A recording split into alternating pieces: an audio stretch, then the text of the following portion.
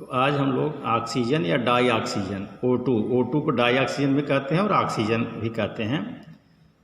तो इसके बारे में अध्ययन हम लोग करेंगे। जैसा कि हम लोग देख रहे हैं कि ऑक्सीजन की खोज जो है लिवासी नामक वैज्ञानिक ने किया था और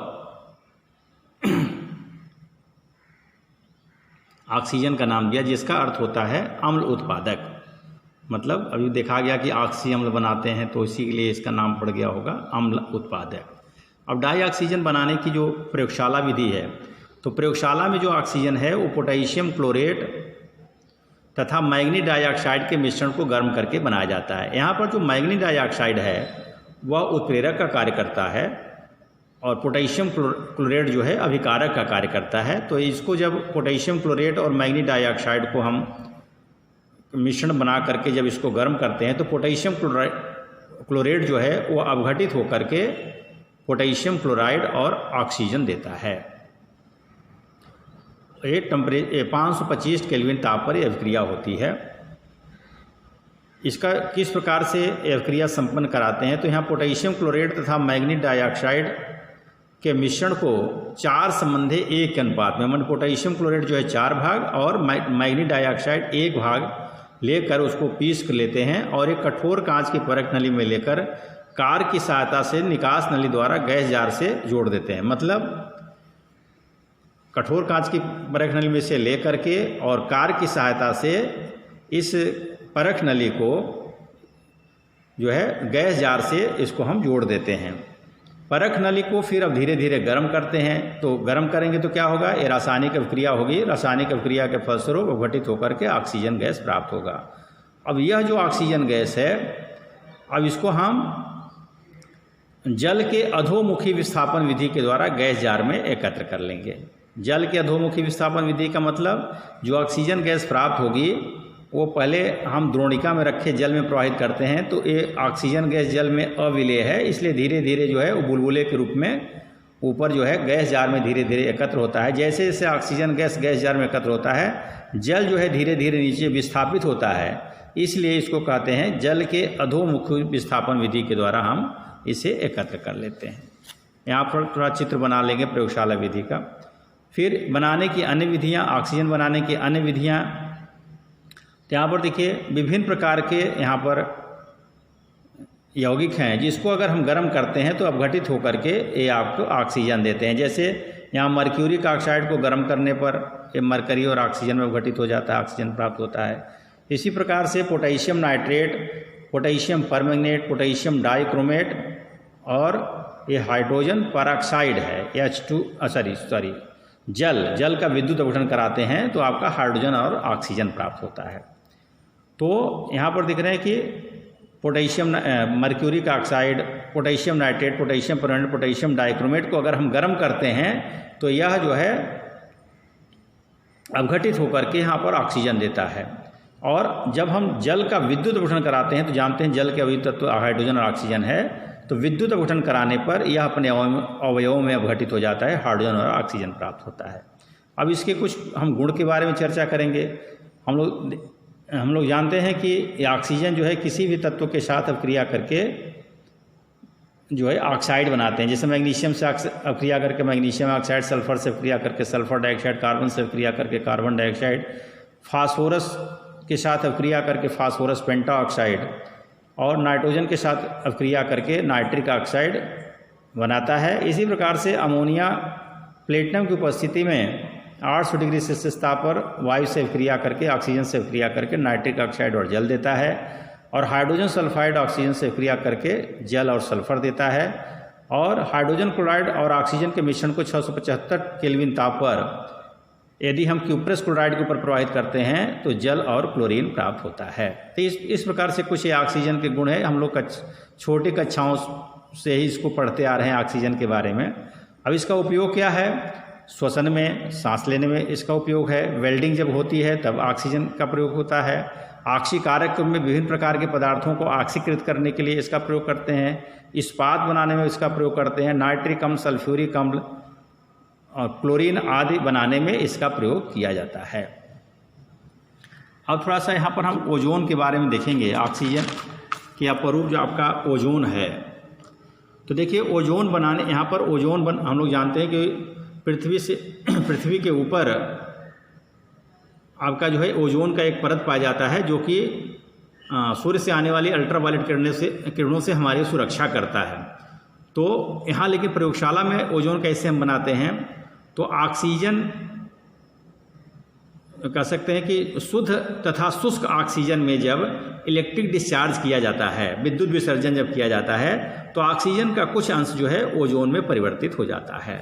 अब ऑक्सीजन से ओजोन बनाने के लिए जिस उपकरण का हम प्रयोग करते हैं उसको कहते हैं ओजोनाइजर। तो हम विभिन्न प्रकार के ओजोनाइजरों का प्रयोग करते हैं। अब प्रयोगशाला में ओजोन बनाने के लिए मुख्य रूप से 2 प्रकार के ओजोनाइजर का प्रयोग करते हैं। एक तो आपका सीमेंस का ओजोनाइजर है और दूसरा आपका जो है वो ब्रॉडी का ओजोनाइजर है।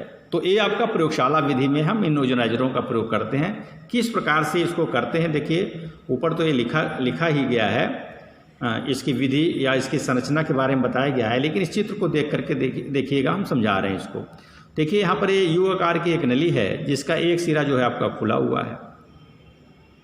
अब इस नली के देखिए निचली तथा ऊपरी सतह पर एक टीन की पत्ती चढ़ी हुई है, और इस टीन की पत्ती का संबंध जो है प्रेरण कुंडली से होता है, मतलब यहीं से होकर के विद्युत धारा प्रवाहित की जाती है।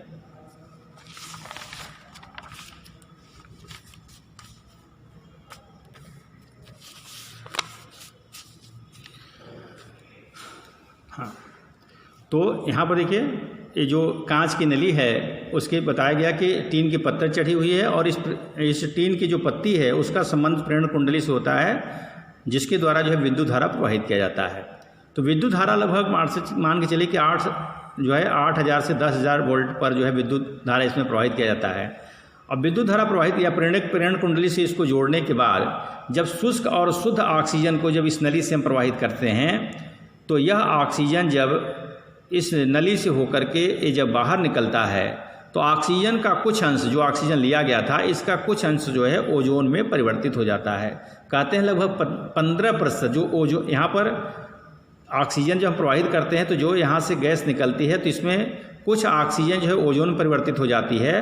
तो यहाँ पर ऑक्सीजन के साथ साथ ओजोन भी इस मिश्रण में यहाँ निकलता है। ये जो गैस निकलती है इसमें 2 गैसें होती हैं, एक ऑक्सीजन, दूसरा आपका ओजोन, इसीलिए इसको कहते हैं ओजोनीकृत ऑक्सीजन। तो ये लगभग 15% इसमें ओजोन होता है और शेष आपका ऑक्सीजन होता है। तो इस प्रकार से हम सीमेंस के ओजोनाइजर के द्वारा, सीमेंस का ओजोनाइजर है तो सीमेंस के ओजोनाइजर के द्वारा हम ओजोन गैस प्राप्त कर लेते हैं। दूसरा है आपका देखिए ब्रॉडी का ओजोनाइजर। तो ब्रॉडी का ओजोनाइजर जो है, अब इस यहाँ पर देखिए देख लेंगे, इसको विधि आपको दिखाया गया है कि उसके संरचना के बारे में किस प्रकार से अभिक्रिया होती है और जो ओजोन प्राप्त होता है। अब इसको थोड़ा चित्र के माध्यम से आपको हम समझा रहे हैं, देखिएगा। ये आपका है, ये आपका जो है ब्रॉडी का ओजोनाइजर है। तो ब्रॉडी के ओजोनाइजर में आप देख रहे हैं कि देखिए यहाँ पर यू आकार की एक नली है, देखिए यू आकार की नली, ये आपका यू आकार की नली, जिसका एक भाग देखिए चौड़ा है, देखिए एक भाग चौड़ा है और दूसरा भाग जो है आपका पतला है। जो चौड़ा भाग है इसमें देखिए एक जो है इसमें परख नली यहाँ पर लगा देते हैं। इस परख नली में फिर यहाँ पर कार की सहायता से एक प्लेटिनम की छड़ इसमें डाल देते हैं और इसमें डाइल्यूट सल्फ्यूरिक अम्ल इसमें भर देते हैं, डाइल्यूट सल्फ्यूरिक अम्ल इसमें भर देते हैं। एक बार फिर से देखेंगे, ये जो यू आकार की नली है जिसका एक भाग चौड़ा है दूसरा भाग पतला है, चौड़े भाग में एक परख नली लगा करके उसमें डाइल्यूट सल्फ्यूरिक अम्ल भर देते हैं और प्लेटिनम का एक जो है तार इसमें डाल देते हैं। उसके बाद क्या करते हैं, अब इस पूरे उपकरण को दूसरे पात्र में रखते हैं जिसमें कि तन सल्फ्यूरिक अम्ल भरा होता है। देखिए यहाँ पर आपका तन सल्फ्यूरिक अम्ल भरा है, इसी पात्र में जो है इस यू आकार की नली को इसमें रख देते हैं और इस पात्र में भी एक हम प्लेटिनम का तार डाल करके, और इन दोनों का ये दोनों प्लेटिनम के जो छड़ हैं या तार हैं ये आपके इलेक्ट्रोड्स के काम करते हैं और इसका संबंध हम जो है दोनों का प्रेरण कुंडली से कर देते हैं, प्रेरण कुंडली से कर देते हैं, जिसके द्वारा विद्युत धारा प्रवाहित होती है। अब क्या करते हैं, अब यहाँ पर विद्युत धारा इस प्रेरण कुंडली से जोड़ने के बाद अब हम यहाँ पर इस नली में जो है शुष्क और शुद्ध ऑक्सीजन को इसमें प्रवाहित करते हैं। तो यह ऑक्सीजन जब इससे होकर के यहाँ से देखिए होते हुए जब ये बाहर निकलता है तो इसमें लगभग वो ऑक्सीजन का कुछ भाग ओजोन में परिवर्तित हो जाता है और यहाँ पर ओजोनीकृत ऑक्सीजन प्राप्त होता है, जिसको ओजोनाइज्ड ऑक्सीजन कहते हैं। इसमें लगभग 10% आपका ओजोन होता है, शेष आपका ऑक्सीजन होता है। तो ये आपका जो है ब्रॉडी का ओजोनाइजर है। और जो तीसरी विधि है जिसको हम औद्योगिक विधि कहते हैं, ओजोन बनाने की औद्योगिक विधि है, तो औद्योगिक विधि के लिए हम सीमेंस और हाल्स्के के ओजोनाइजर का प्रयोग करते हैं। अब सीमेंस और हाल्स्के के ओजोनाइजर का देखिए, इसको चित्र के माध्यम से हम समझा रहे हैं। यहाँ पर एक लोहे का बॉक्स होता है, जो लोहे यहाँ पर देख रहे हैं पूरा लोहे का बॉक्स है। इसमें यहाँ पर कांच का एक गुटका रखा हुआ है, कांच का प्लेट या कांच का गुटका रखा हुआ है। और ये जो देख रहे हैं ये आपकी नली है, कांच की एक दो जो है नलियाँ इस पर जो है हम स्थिर कर देते हैं और इसी कांच की नली के बीचों बीच यहाँ पर एल्युमिनियम का छड़ इसमें हम जो है वो कांच की प्लेट पर जो है स्थिर कर देते हैं। ये जो एल्युमिनियम के छड़ है, यह जो है इसका संबंध हम प्रेरण कुंडली से कर देते हैं, जिसके द्वारा विद्युत धारा इसमें हम प्रवाहित करते हैं। इस प्रकार से उपकरण को व्यवस्थित करने के बाद अब देखिए यहाँ पर उपकरण को ठंडा करने के लिए इसके बाहर देखिए यहाँ पर ये जो देख रहे हैं आप, ये बीच वाला भाग चाहिए, इसमें हम जल प्रवाहित करते हैं। यहाँ पर देखिए ठंडा जल इधर से प्रवाहित करते हैं, फिर ये जल बाहर निकल जाता है। यह प्रक्रिया केवल इसलिए कि ये उपकरण जो है ठंडा बना रहे, बहुत ज़्यादा टेम्परेचर न बढ़े।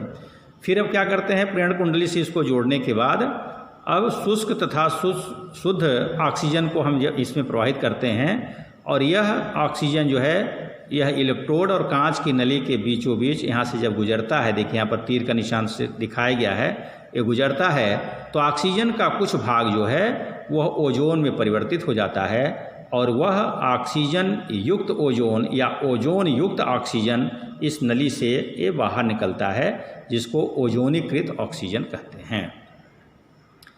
तो इसमें भी लगभग 10% आपका ओजोन होता है, शेष आपका ऑक्सीजन होता है।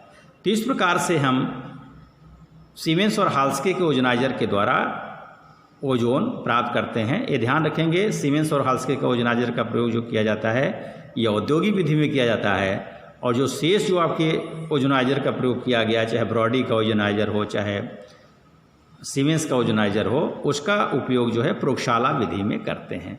और ये चीज़ ध्यान रखना है कि चाहे किसी प्रकार के ओजोनाइजर का हम प्रयोग करेंगे, रासायनिक अभिक्रिया वही होगी, अर्थात ऑक्सीजन जो है ओजोन में परिवर्तित होगा, इलेक्ट्रिक डिस्चार्ज इसमें या विद्युत विसर्जन जब करेंगे तब। धन्यवाद। इसको वीडियो को देख करके ध्यानपूर्वक इसका चित्र सहित इसका वर्णन लिखेंगे।